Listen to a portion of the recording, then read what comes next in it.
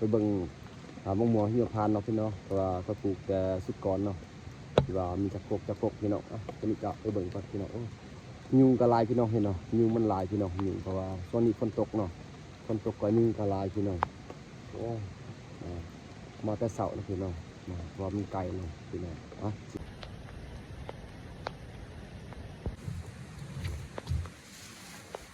โอ้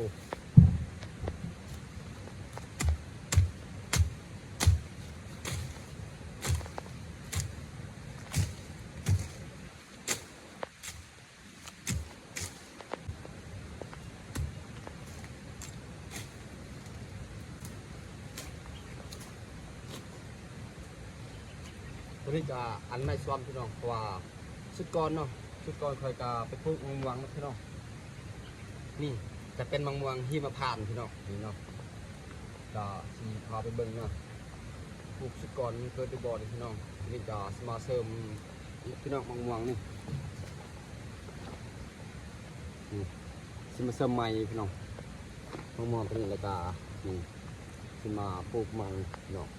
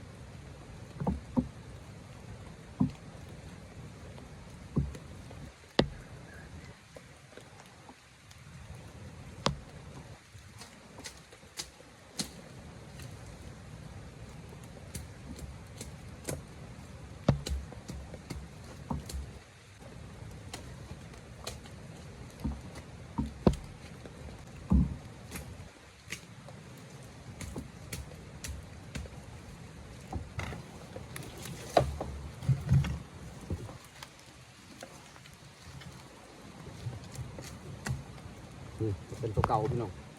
นี่เนาะ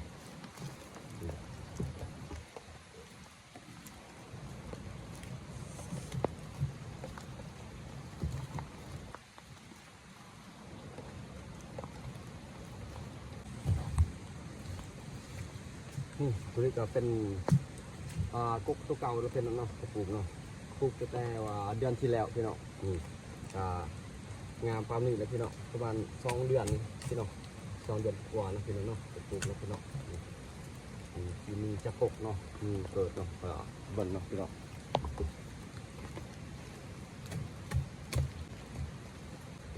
มีตะเมียนเนาะ พี่น้อง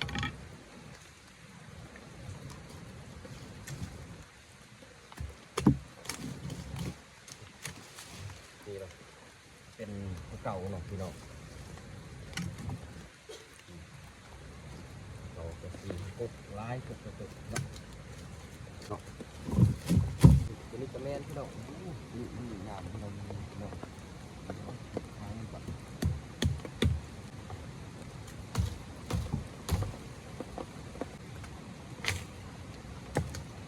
มาเป็นพันนี้เนาะใครก็ยานกับยานได้นะพี่น้องเนาะแต่ว่าใครก็อดทนเนาะไม่ยอมทางเสียงลงตัวใด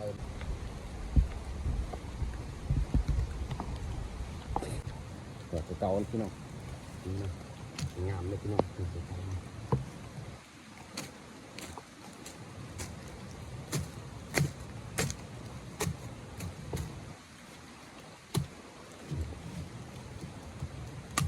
แต่ว่ามันก็คงเนาะ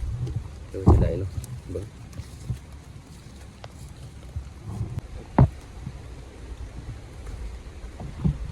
โอ้โหดูนี่เนาะวันไหนมันเกิดเนาะเขาจับทางนะพี่น้องวันไหนว่าเกิดเคยก็จะทางเนาะเพราะว่ามือเคยพาไม่ได้คนพาเนาะเขาก็บอกเขาเนาะเขาเลยว่าทางตรงนี้ต้องเกิดเนาะ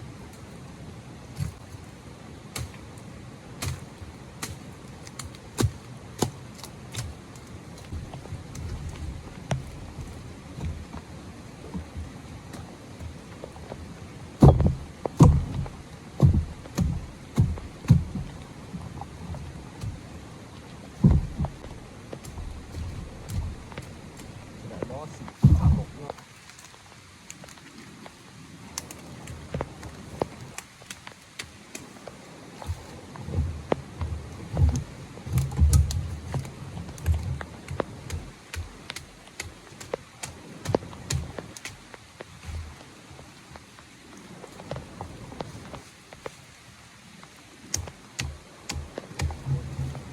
พาเขาบอกเขาเนาะ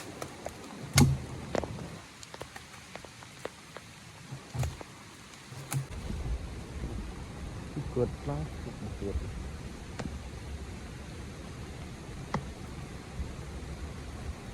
นี่ก็บอก